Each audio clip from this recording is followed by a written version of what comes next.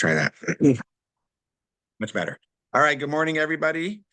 We are learning chapter 4 today of the Teshuva, the Treatise of the Alter Rebbe on Teshuva. It's an incredible essay, but I want to give a background. Today will be more of an outside class. Maybe we'll get a little bit inside.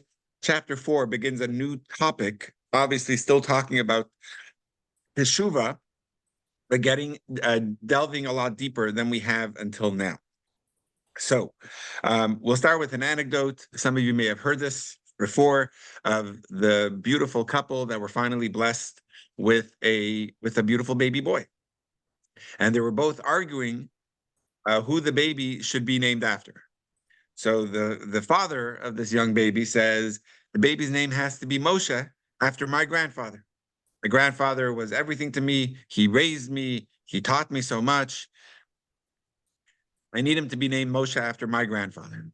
And the wife says, no way. Your grandfather was a no-goodnik. He was always causing trouble. He was always insulting me. There's no way we're going to name him after your grandfather. We're going to name him after my grandfather, whose name was Moshe.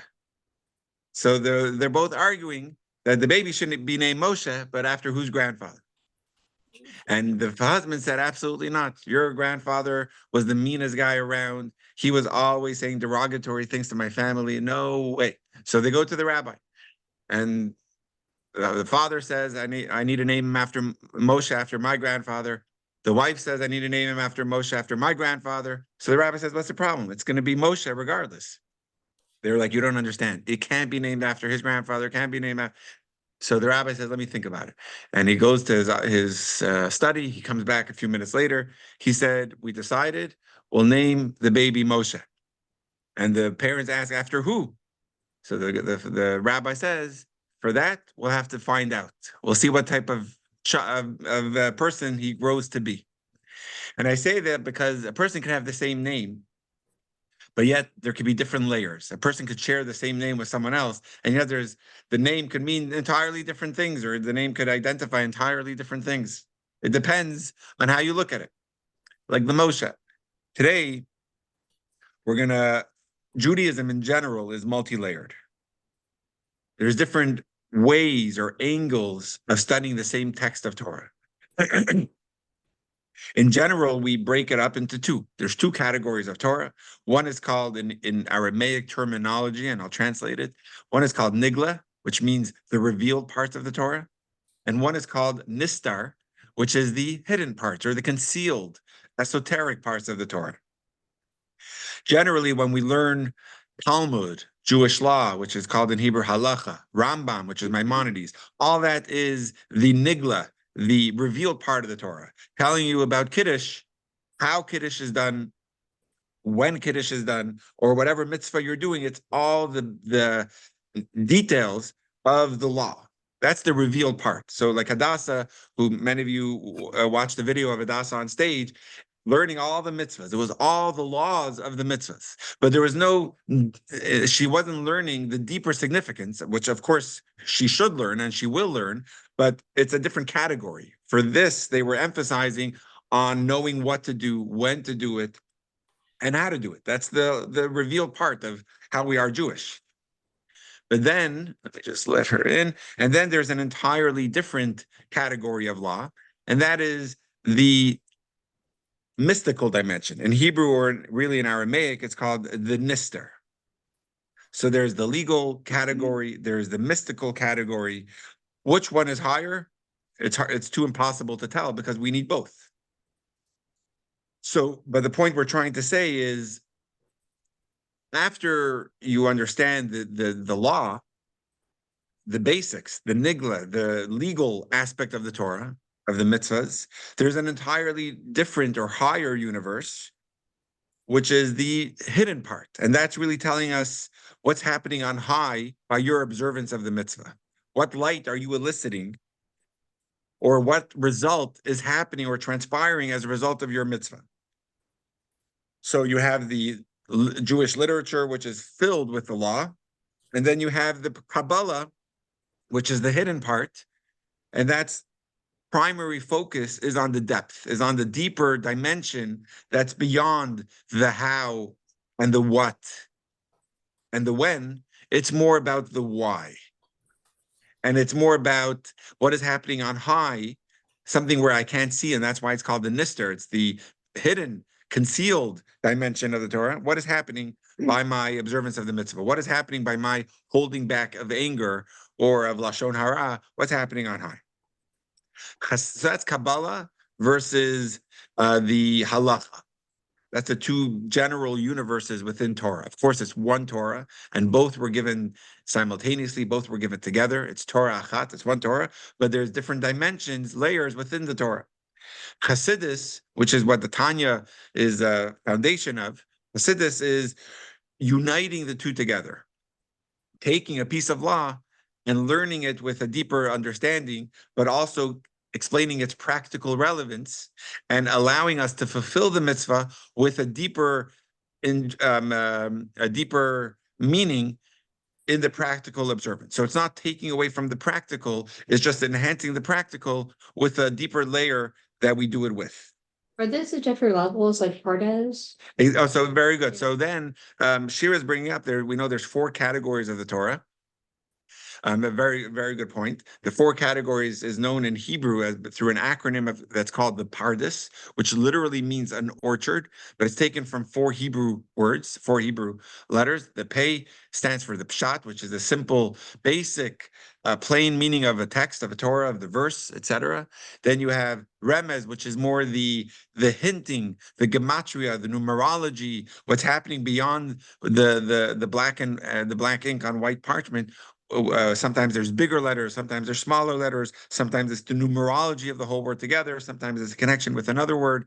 Then you have the drush, which is more the Talmudic or exegesis, I think it's called. In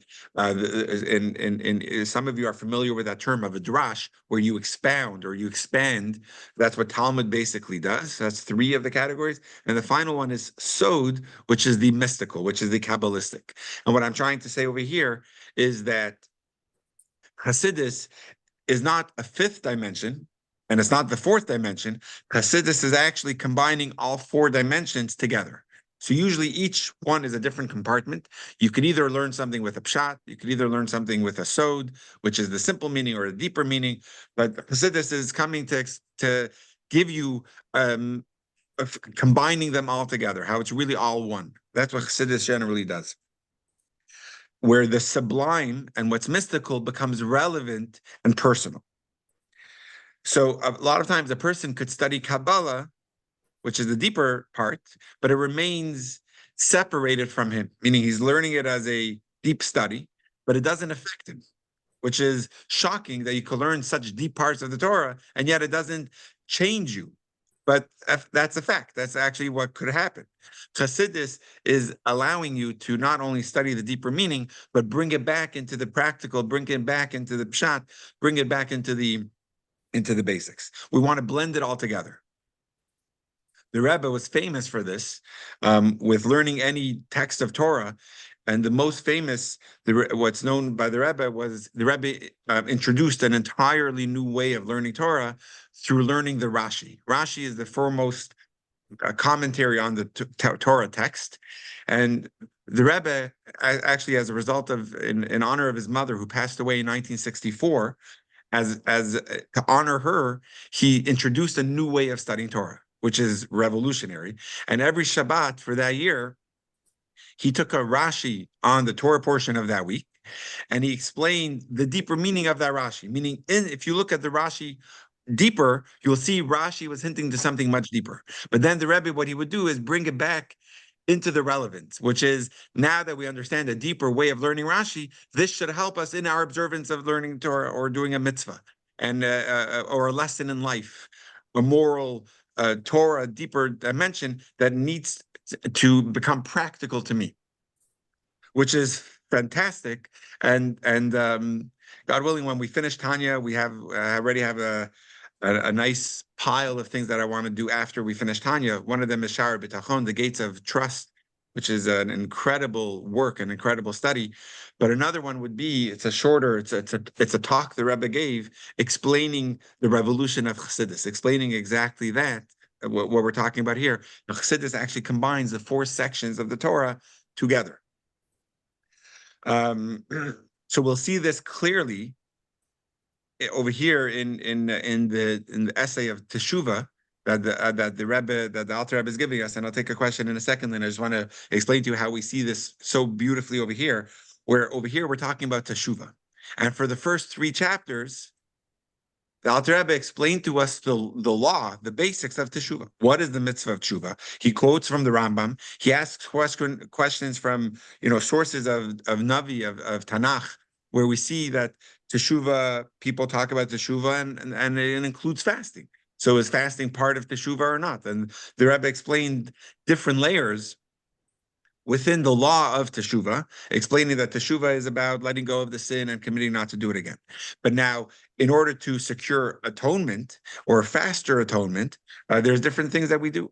And it has some people, and we explained different layers. And in chapter 2 and 3, we really concluded the idea with is that fasting is not part of Teshuva, but it's in addition to Teshuva.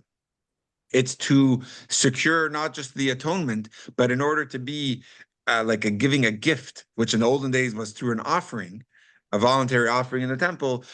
Nowadays, or really in the 1700s or even earlier, it was through fasting. But then the Alter Rebbe concludes that in our days, it's really through charity. So that's really to be giving a gift. We substitute the fast with charity for that day. Now we're going to get into a much deeper place of Teshuva, which is combining the legal with the Kabbalah and making it very practical for us. So now from chapter 4, we're going to get into a deeper layer of Teshuva that's beyond just the letter of the law. That's beyond the legal aspect of Teshuva. We're going to learn what's happening on high through your misdeed. And therefore, Teshuva is not only about you, it's about correcting what's happening on high as well. So we'll learn that together today, God willing. Yes, Lynn. So really, when we get a hold of this, like you said, that the Rebbe was talking about, that this, and we understand it, it's going to impact our identity.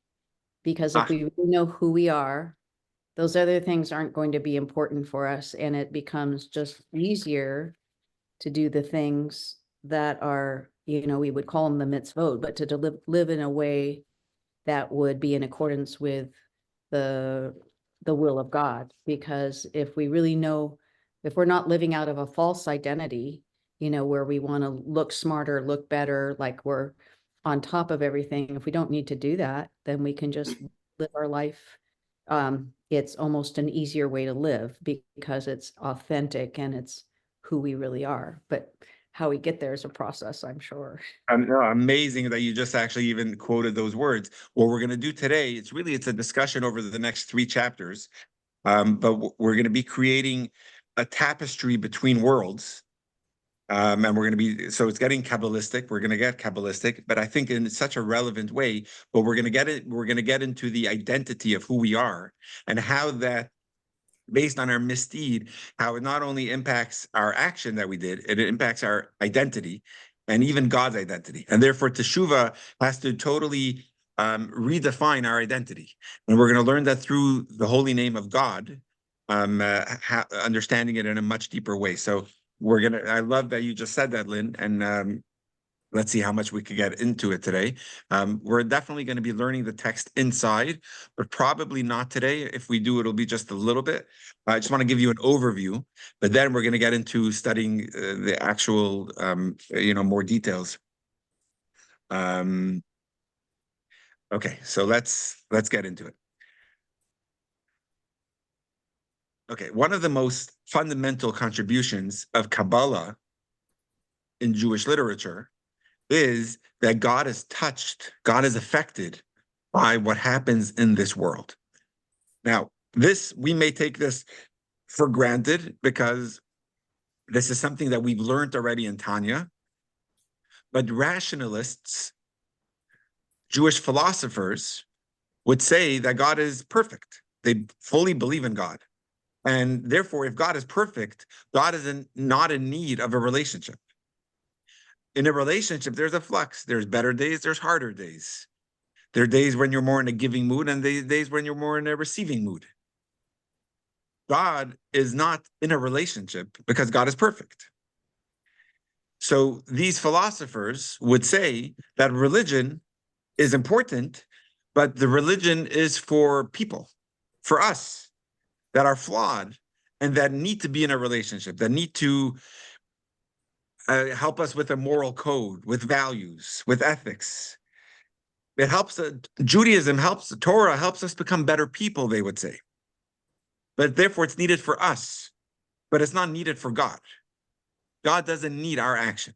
And God, therefore, God, because God is not affected by us. And they're doing this in the name of God's greatness. They're saying that God is great.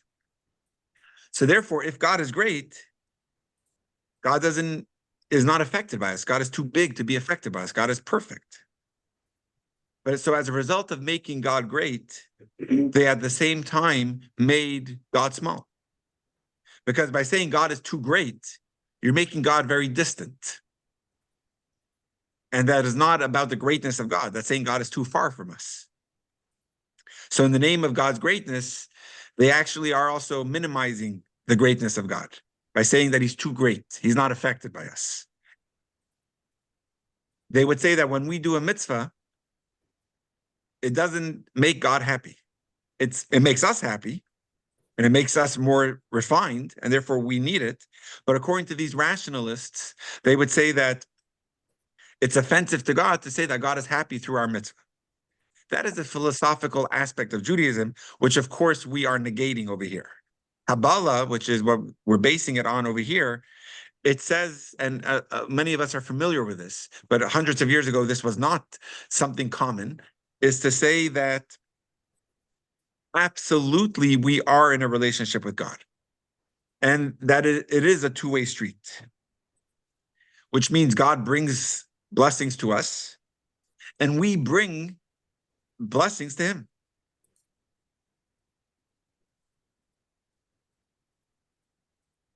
The Zohar, which we've quoted many times, the Zohar says, and the Alter Rebbe is going to quote it earlier, and we're going to quote it again in this chapter, that mitzvahs is like the limbs of the king. There's 248 positive mitzvahs. Each one of these positive mitzvahs is like a different limb of God, a different limb of the king, so to speak. Obviously, anthropomorphically, when we do a mitzvah, it is as if we're strengthening a limb of God, and it is as if God is doing the mitzvah too. In fact, God willing, Yossi's bar mitzvah is in actually exactly a month. So he's learning a mimer, which is a Hasidic discourse that's actually very difficult. And he's learning it word for word by heart in Hebrew and Yiddish, which is phenomenal. I'm very, very proud of him. But one of the main things that he's learning, one of the main themes of the discourse is that when we put on tefillin, which Yossi is starting to do, God is also putting on tefillin. Because God is affected by our mitzvah. And therefore, when we do the mitzvah, God is also right next to us doing the mitzvah with us. So that's there's a quote on that in Zohar about the 248 limbs of the king. So therefore, if our mitzvah has an effect on God, our misdeed, our sin, also has an effect on God, which is a pretty heavy idea. Yes, Nancy? Didn't we learn in chapter 41 that really the rationalists were only looking at the first two parts of it, that, God fills the whole world, he's all Right. powerful, but we learned also the second part of it, that God wants to have a personal relationship with us, and that everything we do matters to Hashem. And so Right. it seems as though that's actually incorporating what you're talking about from the Zohar that our Alter Rebbe was giving us in chapter 41. In chapter 41. But even just thinking about those four concepts, it brings it all together. What you're saying, it brings it all together for us to contemplate both of those, and to agree that we need all four of them. Amazing. Exactly. We do need all four, and that's exactly what Chassidus does. And I would love, after we finish this section of Tanya, maybe we'll learn the discourse of the Rebbe, where the Rebbe gets into the Moda Ani, which is the prayer we say at the beginning of the day, and the Rebbe teaches us how to learn the 12 words of the Moda Ani based on each of the four sections of the Torah, the Pshat, the Remez, the Drush, and the Sod. And then the Rebbe tells us, now if you learn it this way, you'll see how it incorporates all 4 sections. It's not a 5th section. It's incorporating all of them together. So I mean it's in English, and I would love to study that together. Unless we did, I don't think we did. So it'll be a nice thing to. Good. It's a very nice thing. Yes, Lynn. It just comes to mind to me that when we think 2 things, one negative, one positive. So when in Genesis, Bereshit, when God saw that the world was evil, that was sad, or he repented that he had made man. So there's a relationship of the evil deeds, how it affects God, or at least that's spoken, and I believe that. And then the positive one is where we see it all through the book of that we're in now, that it's the reach nichoach, that's the sweet smell of the sacrifice, so that we participate as we give the sacrifice, that it's pleasing. So we have one that's negative and we have one that's pleasing. It looks like we have this relationship or impact. It goes both ways. So we see that in Amazing. Amazing. We had someone, I just want to add to what you said, Lynn. First of all, absolutely. Actually, the words you just said from the Torah portions we're learning now about the karbanot, about the offerings in the temple, the words are reach nichoach. And in chapter 29, and chapter 26, so in the earlier books of the Tanya, we learned that when we hold ourselves back, which in Aramaic we use the Kabbalistic term of iskafia, it causes this reach nichoach, it causes this nachas to God. And someone was actually at our Tanya class. It wasn't a regular, but it was someone that came to the Tanya class during that class, and they were very offended by that statement, to the point where they never wanted to come back to a Tanya class, because they said it is against every fiber of my body to say that God gets nachas from what we do. So as basic as it is to me and you, other people, and not only the rationalists and the philosophers from 800 years ago and 900 years ago, when this was more of a heated topic, and now it seems like such a no-brainer.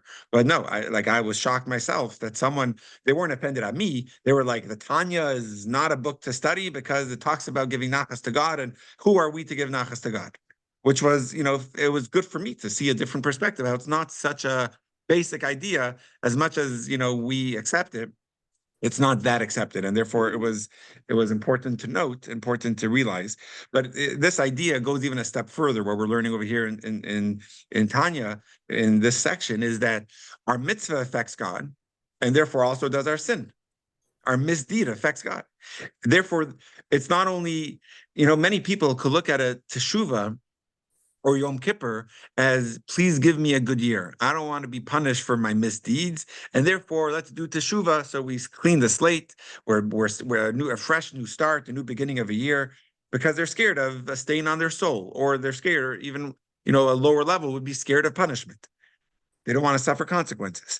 Kabbalah is telling us that Teshuva is needed not because of the consequence that you're going to get in this world, not about the consequence that you're going to get in the next world. It's actually it's not even about you anymore. Here's the beauty. There's a breaking down of the relationship that you have with God through your misdeed. And it's a two-way street. So when your misdeed, when you committed a violation, a sin, it's affecting and causing a fragmentation, not only by you, it's causing a fragmentation and a disharmony by God. It's affecting God in a very strong way.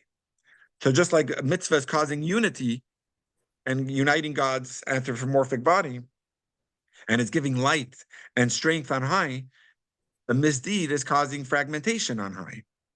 So therefore, Teshuva is not just about avoiding punishment.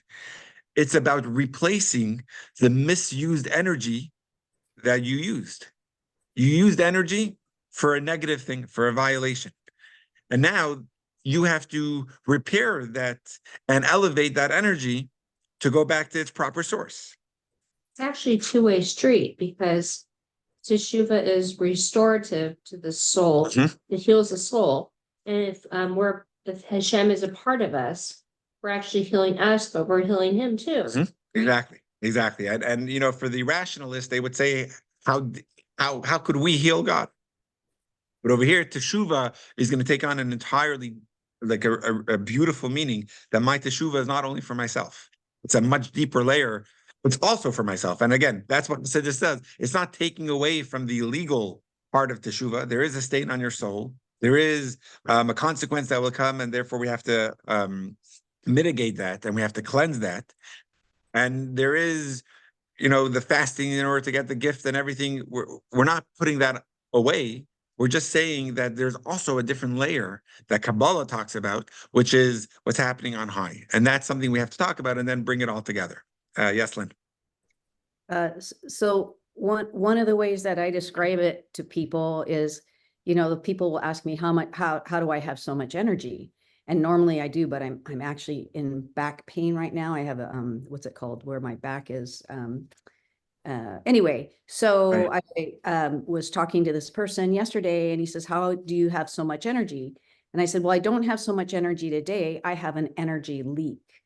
And he said, what a good way to describe that. And I said, the pain is diverting my energy. I'm praying to God that he'll restore me because there's a leak and I can't have all the energy and do all the things I would normally love to do. And what we see, and I was just thinking about it yesterday, that when we do things that are not according to God's will, we have an energy leak. And how much more energy, or like you said, light, would we have if we're in wholeness, if we're in tune, if we're aligned with the Most High? Amazing. So the term over here, I love the term of a leak. The term that Tanya is going to use in chapter 4 is that you're taking the energy and you're bringing it into exile. Every time a person does a violation, so let's just explain the basics. We do something, every time we do something, we're using our body and we're using the energy of our soul, and the soul is provided by God. So we're using energy every time we do something, and the energy comes from the soul, and the soul comes from God. So every time you misuse the energy, which means you're using the energy and you're using the soul for a misdeed, for something negative, you're causing the spiritual energy to go into exile. That's going to be the quote that Tanya is going to use over here in chapter 4. And what is exile? Exile is a place, in Hebrew, the term is a galus. Exile is a place where you're not in control. You're being controlled by others. So when we misuse energy, that godly energy is now being exiled and brought into a place of unholy energy, that it's not in control anymore. It can't let itself out. Your teshuva is correcting that energy, meaning taking it out of exile and bringing it back to its source. There's a lot of more details, and what we're going to try to do, there's different layers to this, and the Alter Rebbe is going to take 3 chapters to expand on it. So some of what I'm saying here is really connected to chapter 5. So we're not going to learn it just yet in the text inside. It's going to take us a few weeks, but it's still, an important idea. So I'll just explain it as I understand it, and then we'll see it together inside over the next few weeks or so.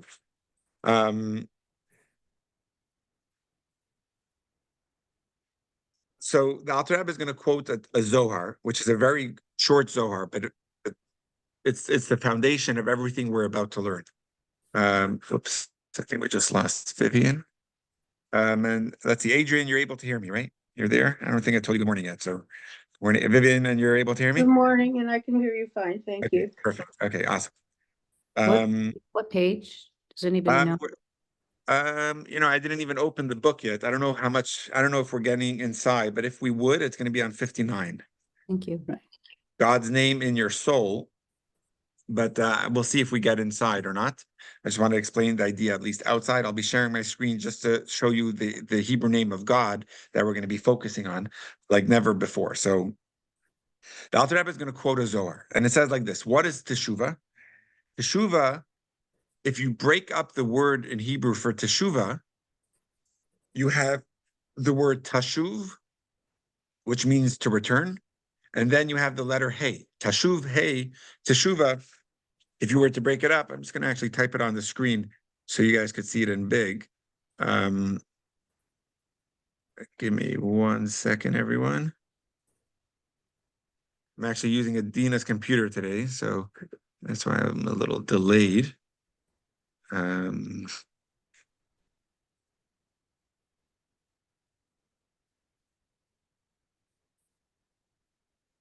just want to spell it out for you guys on the screen.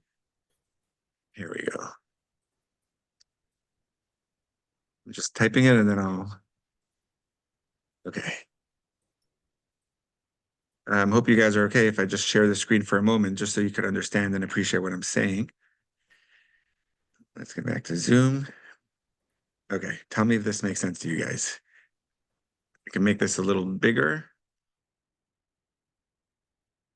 Let's make all of it bigger. And share, I'll share it to you as well. Okay, could everyone see the Hebrew letters over here? I'm just going to show it to Shira for a second. That's God's name, Yep. and that's Teshuva. Teshuva. Okay, perfect. Yes. Okay, so if that's the case, I just want to show you what the Zohar tells us. Teshuva, which means to return. What the Zohar says is, what are you returning? What is being returned, or who is returning? So the Zohar doesn't change any word in Teshuva. He just says you got to divide Teshuva into two.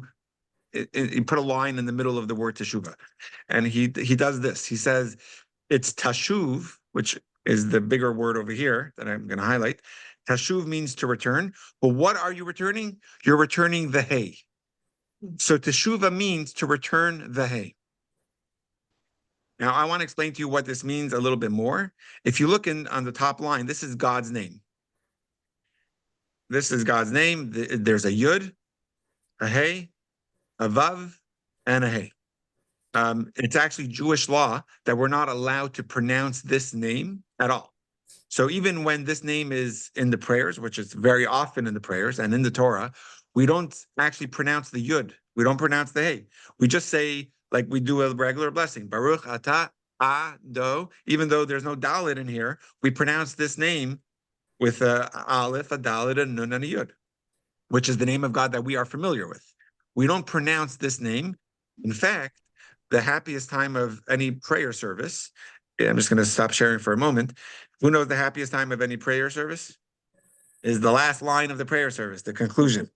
When we go to Kiddush, which is obviously the best time, the happiest time. The last words we say of service is Bayom Hahu, Yom Hahu, Bayom Hahu, Yeh, God Ushemo Echad. God will be one, his name will be one. Which means what we're really saying is that when Mashiach comes, we'll be able to pronounce God's name as it's meant to be pronounced. But the Kohen was allowed. Very good. So in the times of the temple, it was pronounced. During time of exile, we don't pronounce it. On Yom Kippur, if you come to our synagogue, or you come to, I can't tell you what it goes on in non-Orthodox or non-observant synagogues, I don't know, but definitely over here, there's a part of our Yom Kippur service that we want to make sure the men don't fall asleep. So therefore, all the men bow to the ground. Mm-hmm. And when is it at what part of service, the Yom Kippur service, is when we talk about that in the temple, the Kohen Gadol would pronounce God's, I think the word is ineffable name. And when he did it, everyone fell to the ground. And there was a mirror, the liturgy doesn't say it in the Machzor, in the prayer book, but even though everyone was standing so squeezed, when it came time to bow, everyone had a full space to bow and they were all comfortable. It was one of the 10 miracles that took place in the temple. But anyway, my point is that's God's name. It's, I think in English we call it the Tetragrammaton. I'm going to be referring to it as Havaya. Havaya is not God's name. It's the nickname because really it starts with a Yud, but we switch around the letters Havaya in order to be able to pronounce it. So that's not God's name, but that's how we refer to God's Tetragrammaton by saying Havaya. Everyone with me on that? It's not to be mistaken with the water bottle company Havaya. It's Havaya, but either way. So what the Zohar says is that if you look into the name of God, let me just bring it back up on the screen. You'll see there's a Hey in God's name, right? You saw that Hey? There's actually two I don't Heys. see any Hebrew, Rabbi. Okay, hold on. Tell me if you see it now. Still not? No. Okay, Nancy says she could see it. You have to look on the screen. Are you able to look on the screen, Freda? Somewhere on the screen? Or, Yeah, do you see me or do you see you?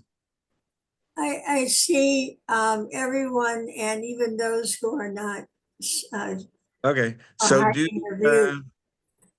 I'm not sure, but I'll send you a picture of the screen later. I think there's a setting, maybe show thumbnail video at the top or show speaker, show gallery view. I'm not sure. It's one of the settings at the top right, I think. But for now, I'm just going to continue straight and I can send you a picture. I'll screenshot it and send you a picture for later. Okay. Okay, thank you very much.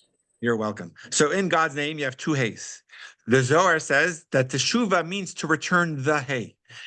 So therefore, it could either be the lower hay, which is the second hay of God's name, or the higher the higher hay, which is the first letter hay of God's name. There's two hays, and what the Zohar says is that teshuva means to return the hay. What we're going to do now in the next few minutes of the class is I'm going to expand on what each letter of God's name represents Kabbalistically, and then through understanding that, we'll understand what the hay represents, and then we'll understand what teshuva of the hay represents. Does that make sense? I'm going to stop sharing because I want to be able to see you all. But I just want you to remember this idea that there's two hays in God's name. Teshuva means tashuv hay, which means to return the hay of God's name. And therefore, there's a lower returning, which is the last letter of God's name. And there's a higher level of returning, a higher teshuva, which is returning the first letter of the first hay of God's name. I'm going to explain this all now. This is a deep Kabbalistic idea. I just wanted to spell it out for you so you understand a little bit of what it means.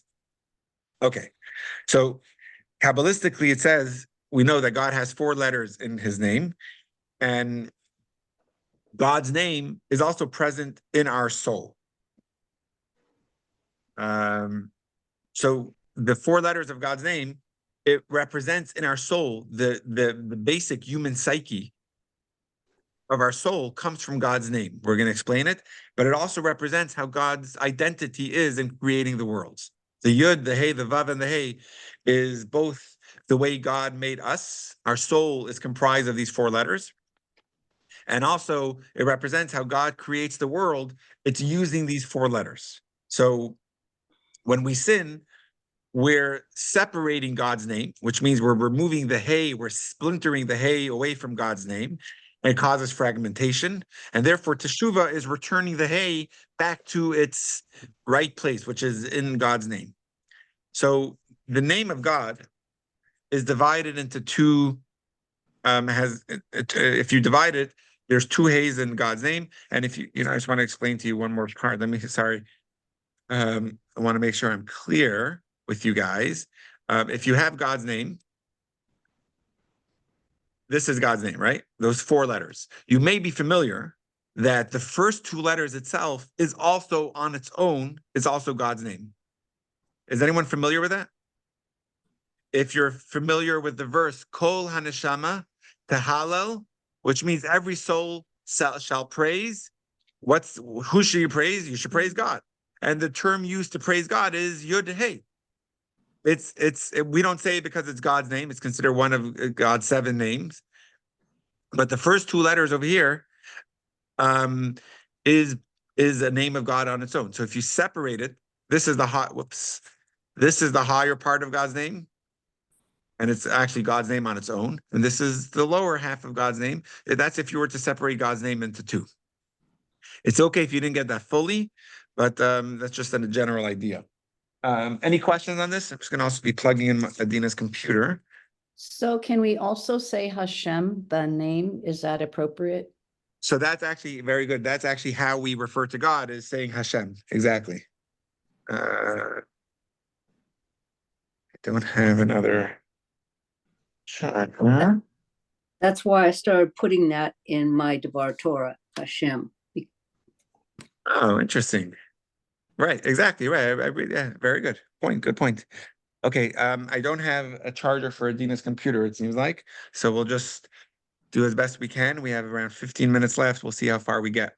So therefore, I'm going to try to speed up over here and make sure we get the idea as clear as possible. But when we do break up, I apologize in advance.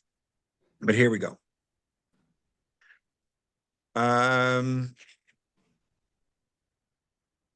first part of God's name, which is the Yud and the Hey, is like what Lynn was saying before. That's our very identity. That's the soul, the way we are in our identity. The second part of God's name in our soul is the way we relate to the world. Yud and the Hey is the makeup of our soul, the makeup of our identity. The Vav and the Hey is the way our soul interacts and communicates with the outside world, with the world around us. It's the feelings we have and how we express those feelings and our speech to the world. Our sin, our misdeed, causes fragmentation in both parts of God's name. When we do a negative action or a negative speech or a negative thought, it's not only staining our soul, it's staining the name of God that comprises our soul. So therefore, it needs a tshuva, and there's two parts to the tshuva. There's a practical level of the stain that I brought into the world, of the negativity, that energy that was brought into the world. I need to do teshuva on that. But then there's also the violation of the identity level, the higher part of God's name, and that needs a deeper teshuva. And we do that by repairing our identity. So as a kid, I would sing this, and I'm sure you did. Sticks and stones can break my bones, but words will never hurt me. As much as we hope to say that, but we know that if a person gets hurt by a stick, they could put a Band-Aid, the person could apologize, and they could move on. If a person was hurt with words, sometimes it could take years to repair from that. If there was an abuse, whether verbal abuse or any, if there was emotional pain going on, we know that sometimes it could take years of therapy and work to be able to overcome that.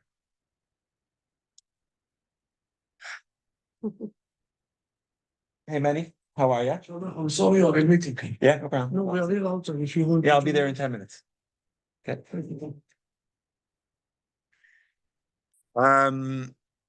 So that needs a much higher level of teshuva. So the Alter Rebbe walks us through the 4 letters in our human soul and within God, and he explains to us how we have to repair it. So what I'm going to do now is I'm going to go through each of the 4 letters of God's name and explain them, how God uses the letters to create the world, what part of creation is that, and then how it works in our soul. So the Yud is the smallest letter of the Hebrew alphabet. And in fact, the way it used to be written is actually just a dot. The Yud is it's a point. Obviously, you can make it a little nicer. You can make it with an edge around it. But the actual shape of the Yud starts with just a point. This is relating to the highest level of godliness, that in order for godliness to be able to interact with the world, the God has to minimize himself to just a point. We know it as tzimtzum, which is a term we've used before, which is God contracting his light in order to be able to be revealed in the world. So God has infinite energy. God, so to speak, has to reduce himself, make himself smaller in order to allow a relationship with us. Because why does God need to reduce himself? It sounds like a very odd term that a rabbi would use, but God is infinite. We are finite. So Yud is representing the smallness, which is God reducing his energy to a point in order to allow us to be able to access God. So God is, so to speak, limiting himself, which we know in Hebrew as tzimtzum, in order to allow the relationship. So the Yud is the highest part of God, that God is therefore contracting to just a point. Hey, which is the next letter, if you look at the shape of the letter A, it's expansive. It's a very broad, enlarged letter. It's taking that point of the relationship that God allows, and now it's expanding on it. It seems greater because now you could actually access and have a relationship with God, but it's actually, it's lower, because God, this is coming after God's tzimtzum, after God had to reduce himself to be able to allow the relationship. Um, I'm sorry, so what does Hay stand for? so Hey is about how God expands this light in order for us to be able to access it and have a relationship. Thanks. The more it's revealed, the more it's actually concealing God's point, God's energy. It's almost like if you have what's greater, speech or thought. Speech allows you to communicate, you could express yourself, but it's much lower, even though it's much more communicative and much more revealing and expressive than a thought. We all know that a thought is much higher than a speech. But so even though speech is more expansive and more relatable, thought is much higher. A lot more happens in one moment of a thought than what you could express in one moment of a speech. So the yud is not God's thought, but it's the higher part of God. The hey is as God is expanding, which allows it more reachable for us. I'll take questions in a minute. I'm just scared the computer's going to die soon, so I want to get the general idea. Vav mystically is representing the shape of the vav is just a line from up to down. And that's channeling down this energy of God to a lower place. And then once that's channeled down, then comes the second letter, hey, which is again expanding and expressing and revealing that godly energy that is now being channeled down for it to be, for the world to appreciate and to see. So Vav, it's making it more colorful. It's making it more tailor-made, which means it's channeling it down to the recipient. It's allowing for a variety, and therefore it's bringing it further down. So then now there's more of a variety, meaning in God's light, it's not just one point of God's light. It's not just a revealing of God's light. Now it could be appreciated based on where we are and based on who we are. And then you have the final hey, which is the last part of God's energy, the way it's being expressed into the world. And usually that's representing God's speech. Why? Because we know that when God created the world, he created the world with speech. God spoke and it came to be. So that second letter, hey, which is the lowest level of God's godly energies, referring to Malchus of Atzilus. It's not important to know where the location is right now, but it's referring to the way God actually creates the world. So it's God's speech, which then creates the world. So is that the 10 utterances? So actually over here, it's referring to it's represented in the letter hey, which actually equals 5. And it's referring to God's speech because we know that when a person speaks, it's using one of 5 areas of the mouth, either the palate, the lips, the tongue, the teeth, or the throat. It's using one of those. So it's representing the 5.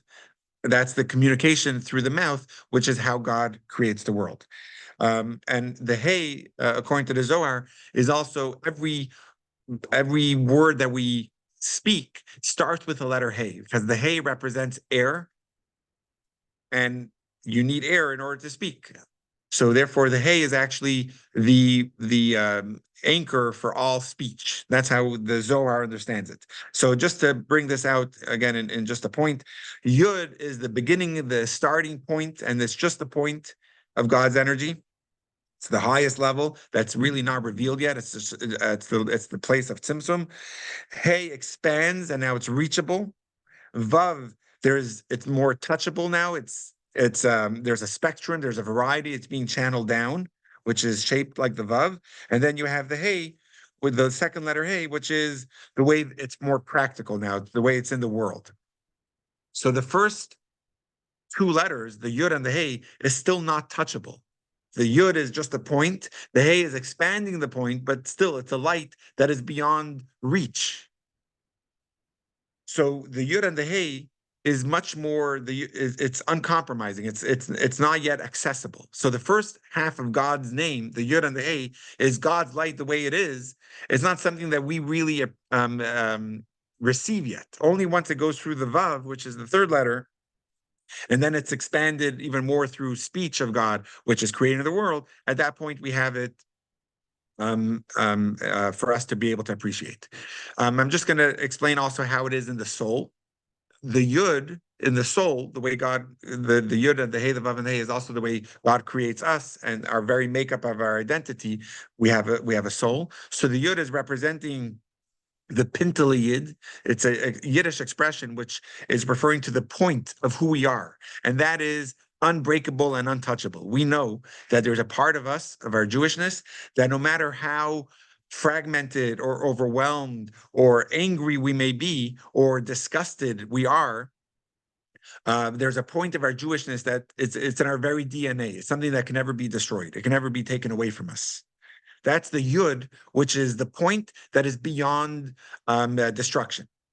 It's untouchable. It's beyond reach. There are times when we could reach it, like like Yom Kippur. We say we tap into that layer of our soul, of the pintaliyid, of the point. The hay. And many people who, God forbid, had to give their life for the very fact that they were Jewish and they weren't ready to trade it in for anything. That's when it revealed the essence of their soul. That's the quintessential point of our soul. That's represented in the Yud, which is the smallest letter, but it's also the most packed with godly energy. But it's, for the most part, unreachable. Hey is expanding. It's now giving it shape. It's giving expression of our soul. That's the way we are, our identity, like was used before. That's our values. That's in the hay of our soul. Then we have the vav, which is the practical parts with the second hay. The vav is usually referring to our ability to study Torah. The way we understand Torah could be different than someone else's. It's the way Torah is being channeled down to us to be able to receive. And then you have the hay, which is the mitzvahs that we do, meaning it's more the action base. It's more the practical parts of our soul. Okay, to summarize what we've been saying, and I know I'm getting a little Kabbalistic here. I just want to be able to summarize. Every mitzvah we do has levels, and it also has sub-levels. Teshuva is the same, just like Teshuva is a mitzvah. So Teshuva has many layers. So the first 3 chapters, we were discussing the legal part of fixing up and repairing the mistake and the misdeed that we did. And therefore the gift we want to give God, or the charity, or the offering, or the fasting, praying, all in addition to the basics of Teshuva, of what was messed up. But the deeper, which we're beginning in chapter 4, is looking to replace and to improve on the godly energy that was put into exile through our misdeed, and now we are restoring it through Teshuva. So I just want to share my screen one more time. I'm just going to actually pause the class in